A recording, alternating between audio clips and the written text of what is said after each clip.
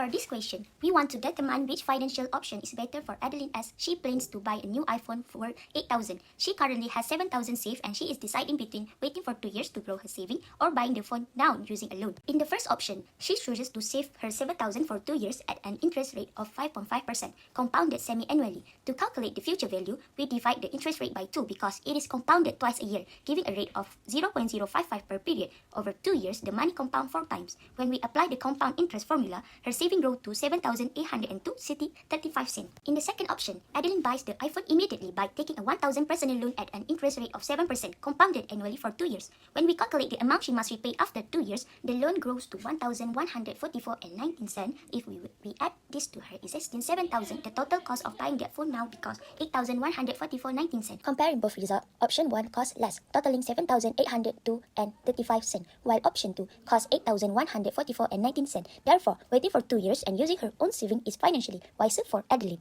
The reason why option 1 will be more financial wise for Adeline, this is because it will avoid high interest debt for Adeline. The personal loan has 7% interest rate bigger than 5.5% return she earned on her saving. She ID effectively borrowing at her higher cost than what her money can earn. Next, question 2. In this scenario, Nuhan owns 15 gold dinars and considering whether he should sell them now or wait 2 more years. If he waits, he expects to sell them for 36,000. Alternatively, he can sell them today for 30,500 ringgit and invest the money in a saving plan that earns 3.5% interest compounded quarterly. To compare both options fairly, we first calculate how much 30,500 ringgit will grow in 2 years. Since the interest is compounded quarterly, we divide the interest rate by 4 and multiply the number of years by 2, giving 4 compounding periods. After applying the compound interest formula, the investment grows to 32,701 ringgit and 54 cents. Now, we compare the figures. Selling the dinars in 2 years earns 36,000, while selling today and investing the money results in 32,701 ringgit and 54 cents. Since 36,000 is higher, it is more financially beneficial for Nuhan to wait for 2 years before selling. Also, Nuhan will gain profit 3,298 ringgit 46 cents if Nuhan sell it in 2 years. Kia wants to ensure her daughter can attend a reputable university overseas in the future.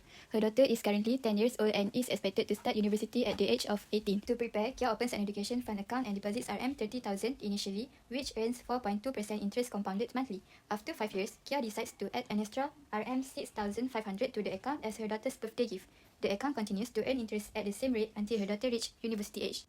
A. Calculate the total accumulated amount in Kia Education Fund by the time her daughter turns 18. To find the final amount, we first grow the initial RM30,000 for 5 years. Since the interest is compounded monthly, we divide the annual interest by 12 and multiply the numbers of years by 12.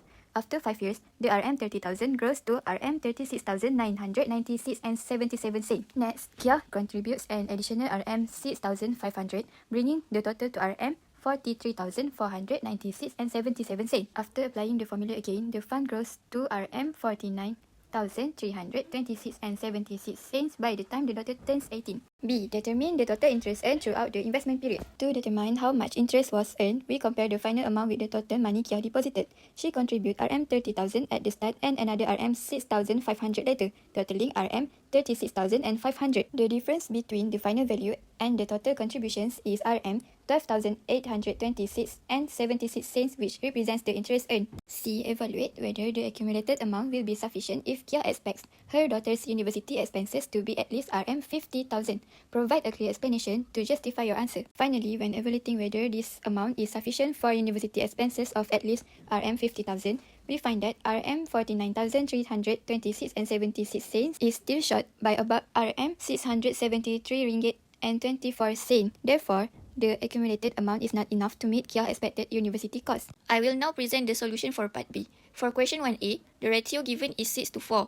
From this, Eugene received 1,560,000 ringgit and Gangru received 1,040,000 ringgit, making the total price 2,600,000 ringgit. The interest rate is 2.1% per year, compounded monthly, so the monthly interest rate divided by 12. The loan period is 30 years, which is equal to 360 months, and the down payment is 4,500,000 ringgit. Therefore, the loan amount is 4,500,000 ringgit minus 1,560,000 ringgit equals 2,940,000 ringgit. Using the annuity formula, after substituting all values, the monthly installment is 11,040 ringgit and 42 cents. Next, part 1B. In our case, R is 11,040 ringgit and 42 cents, N is 360 months, which comes from 12 times 30.